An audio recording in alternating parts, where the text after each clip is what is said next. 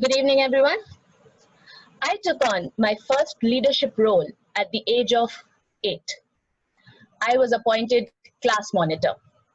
I know what you all are thinking. What qualities did she possess to get selected? But you are all wrong. I was the most talkative, most disruptive, naughtiest brat in class. I was chosen by a Machiavellian teacher who determined that if she took the most rotten apple from the basket and then put it in a position of authority, she would immediately put an end to our unified shenanigans.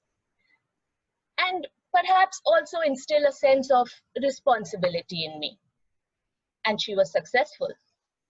More successful than I think she aimed to be, because I got a taste for leadership.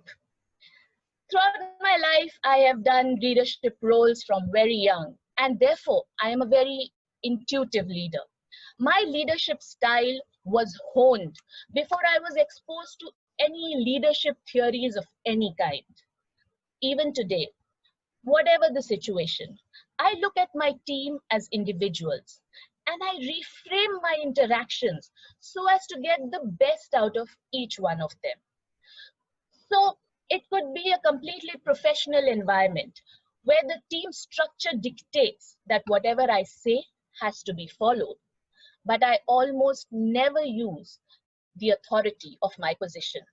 The goal is always to persuade or convince, or if possible, inspire. And this intuitiveness has held me in good stead, even in my personal life. For example, in interactions with my family and friends. For my entire life, my family and friends have looked at me as a sort of agony aunt, for want of a better term. They have usually come to me just to vent, but they have also sought some advice. I credit this to my empathetic ability, that I am able to understand and connect to any situation. I'm able to walk in their footsteps without the actual pressure of living their situation in reality. And therefore, I can provide a clearer perspective, a sort of 2 steps removed, broader picture. Or maybe I'm just the most villa person in the family, and that makes me a good listener. Whatever the case, being a mentor or a guide is one of the greatest leadership roles that you can play in life. Personally, for me, the most critical aspect of a leader is their ethical fiber. The team has to trust their leader.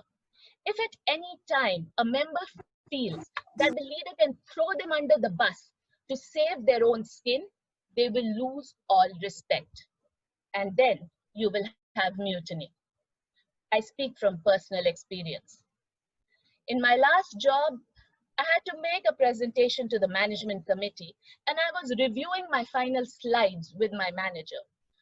My manager thought that these detailed slides were not something the MC would be interested in, and he said that I should make an umbrella slide. Just the approach and the recommendations, use pie charts and graphs. I countered that as per my experience, the MC always looks at details, especially when it comes to compensation decisions. I was overruled. So I made and presented that umbrella slide, but it served to alienate the audience. The MC kept asking for clarifications and kept coming up with doubts, till the MD finally stood up and said, "Do you have detailed slides on this?" So I immediately moved to my detailed slide deck, and the meeting got back on track. But the MD was upset that I had wasted so much of the MC's time. I apologized.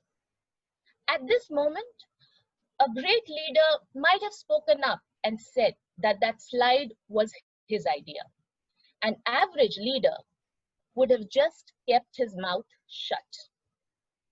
But my leader decided to loudly agree with the MD that the slide was a mistake and that he would make sure that I don't make such mistakes in the future. Mentally, that was the moment that I quit that job.